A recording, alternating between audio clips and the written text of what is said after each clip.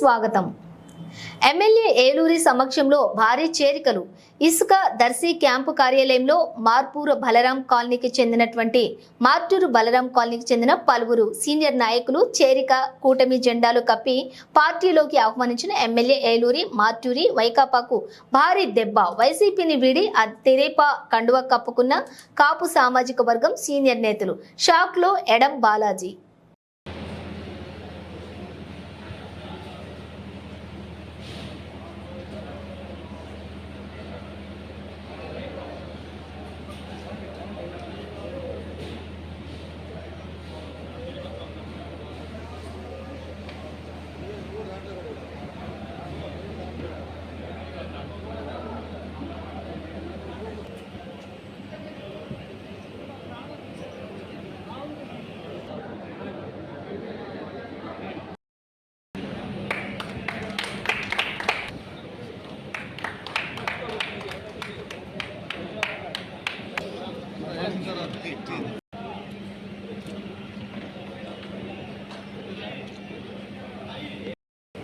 అందరికీ నమస్కారం.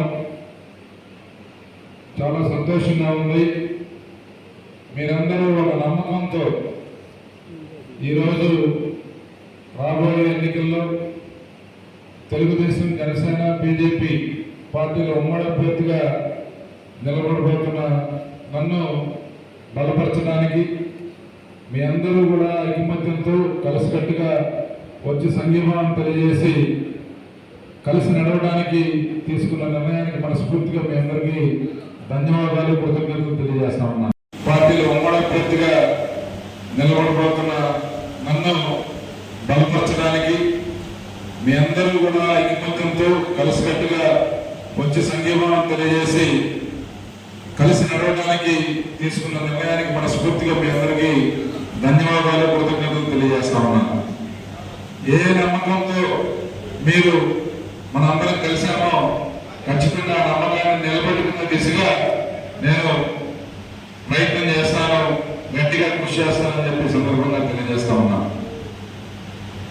ఈ సందర్భంగా పెద్దలు గౌరవనీయులు శ్రీ సకలాంజనేయులు గారు, అలాగే పెట్టేల పుల్లయ్య గారు, సుబ్బరామయ్య గారు, పూజల నాగ్ గారు, పూజల పవన్ గారు, గోపిశెట్టి కోటయ్య గారు, పెట్టేల కోటయ్య గారు, రామశెట్టి కాశీ గారు, ఓపిశెట్టి సుబ్బారావు గారు, ఇంకా పెద్దలు హనుమంతరావు గారు, రామారావు గారు, ఇంకా వీరందరూ ఈరోజు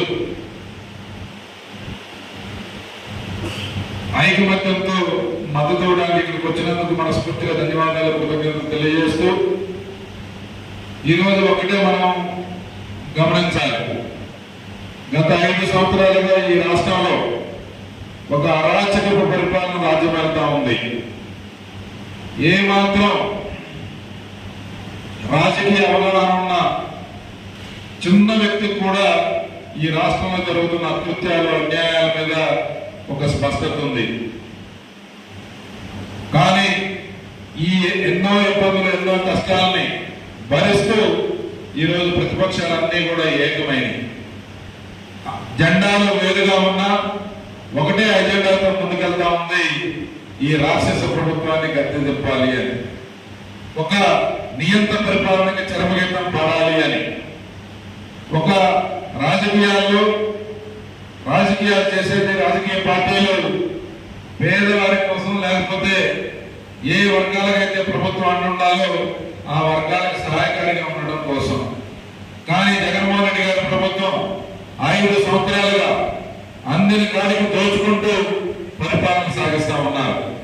రాష్ట్రంలోని వనరులన్నీ కూడా కొల్లగొట్టారు, అడ్డగోలుగా డబ్బులు సంపాదించారు. ప్రజల బలహీనతను అడ్డం పెట్టుకుని మద్యం వ్యాపారం ప్రభుత్వంతో చేపిస్తా ఉన్నారు.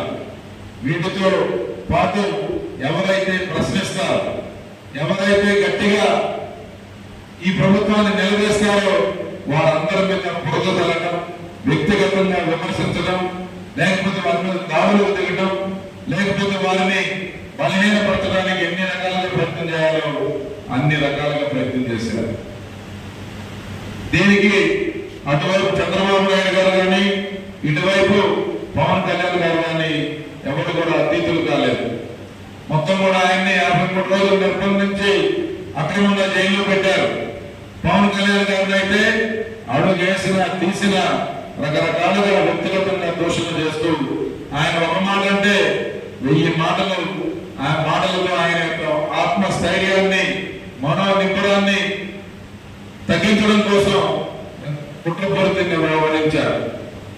వ్యక్తిగతంగా ఎన్నో మాటలు, అలానే మాటలు పవన్ కళ్యాణ్ గారిని దూషించారు. అయినప్పటికీ వారిద్దరు కూడా ఒకటే నిర్ణయం తీసుకున్నారు. ప్రజల కోసం, ఈ రాష్ట్రం కోసం ఎన్ని మాటలు పట్టడానికైనా సిద్ధం, ఎంత దూరం వెళ్ళడానికైనా సిద్ధం, ఎంత పోరాటానికైనా తెగించి ముందుకు వెళ్ళాలని నిర్ణయం తీసుకొని రాజకీయంగా ఎవరికి ఎలాంటి లబ్ధి చేయబోతుందని చెప్పి ఆలోచించలేదు. రెండు పార్టీలు ఒకటే అజెండాతో ముందుకు వచ్చినాయి. ఎన్ని సీట్లు పోటీ చేస్తాం, ఎన్ని గెలుస్తాం అనేది పక్కన పెట్టి మనం ఉమ్మడిగా కలిసి పనిచేసి వైఎస్ఆర్ కాంగ్రెస్ పార్టీని గద్దె దింపాలనే ఒక లక్ష్యంతో ముందుకెళ్తా ఉన్నారు. కాబట్టి ఈరోజు బీజేపీ పార్టీ